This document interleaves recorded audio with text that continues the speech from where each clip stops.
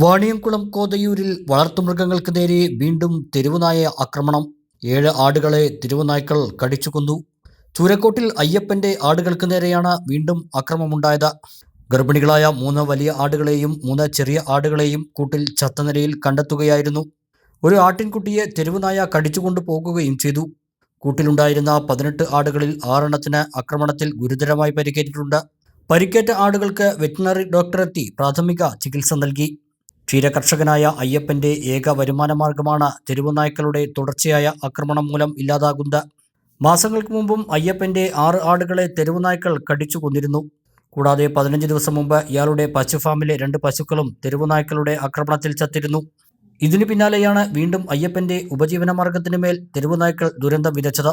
ഇത്തവണ മാത്രം ഏകദേശം 1 ലക്ഷം രൂപയുടെ നഷ്ടം സംഭവിച്ചതായി അയ്യപ്പൻ പറഞ്ഞു. രാത്രി 4 മണിക്ക് കരയിൽ കേട്ടു. അപ്പോൾ നോക്കിയപ്പോൾ കൂടൊക്കെ പൊളിച്ചിടണം.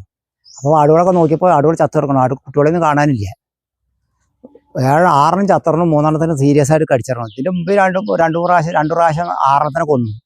പിന്നെ അവിടെ നമ്മുടെ ഫാമിൽ തൊഴുത്തിൽ പശുക്കുട്ടികളൊക്കെ കടിച്ച് കൊന്നിട്ട് ഒരാഴ്ച മുമ്പ് 2 പശുക്കുട്ടികളെ കടിച്ചു കൊന്നു. അതിൽ ഒരു മാസമായിട്ടുണ്ടല്ലോ, 20 ദിവസം അതിനെയും കടിച്ചു കൊന്നു. ഇതിൻ്റെ മുമ്പ് മറ്റേ 6 വലിയ ആടിനെയും കടിച്ചു കൊന്നു. അപ്പം ഇന്നലെ ഇതിൽ 6 ചത്തു, 3 എണ്ണത്തിന് നല്ല പരിക്ക്. ഒരു ആട്ടുകുട്ടി കൊണ്ടുപോവുകയും ചെയ്തു. 3 ആട് നിറച്ചേനയാണ്, 4 മാസമായിരുന്നു. ബാക്കി ഇപ്പോൾ ഡോക്ടർ വന്നിട്ടൊക്കെ ഇഞ്ചക്ഷൻ ചെയ്തിട്ട് സ്റ്റിച്ചൊക്കെ ചെയ്തിട്ടുണ്ട്. 2 എണ്ണത്തിന് ഇഞ്ചക്ഷനൊക്കെ ചെയ്തിട്ടുണ്ട്. 4 എണ്ണത്തിന്. കഴിഞ്ഞ ദിവസങ്ങളിൽ പ്രദേശത്തെ മറ്റ് കർഷകർക്കും സമാനമായ അനുഭവം ഉണ്ടായിട്ടുണ്ട്. ചെട്ടിത്തൊടിയിൽ വിജേഷിന്റെ 2 പശുക്കളെയും എടക്കോട് സ്വദേശി പ്രഭയുടെ 2 പശുക്കളെയും തെരുവുനായ്ക്കൾ കടിച്ചു കൊന്നിരുന്നു. സംഭവമറിഞ്ഞ panchayat vice president K Krishnakumar ഉൾപ്പെടെയുള്ള ജനപ്രതിനിധികളും അധികൃതരും സ്ഥലം സന്ദർശിച്ചു. പ്രദേശത്തെ തെരുവുനായ ഭീഷണിക്ക് ശാശ്വത പരിഹാരം കാണാൻ അടിയന്തര നടപടി സ്വീകരിക്കണമെന്ന് ward member V K Jayashree ആവശ്യപ്പെട്ടു. പശുക്കുട്ടികളെയും ഇതിന് മുന്നേ കൊന്നിട്ടുണ്ട്. അതുപോലെ വാർഡ് 2-ലുള്ള 2 പശുക്കുട്ടികളെ കൊന്നിട്ടുണ്ട്.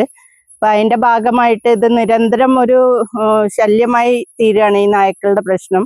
അപ്പം അതിന് എത്രയും പെട്ടെന്ന് ഒരു പ്രതിവിധി ഉണ്ടാക്കണം എന്നാണ് പറയാനുള്ളത്.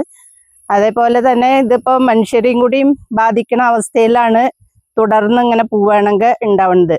അവരുടെ ഉപജീവന മാർഗം കൂടിയാണ് ഈ മൃഗസംരക്ഷണം എന്നുള്ളത്. അതുകൊണ്ട് അവർക്കൊരു നിത്യ വരുമാന മാർഗമാണ് ഇവിടെ തടസ്സപ്പെട്ടുകൊണ്ടിരിക്കുന്നത്.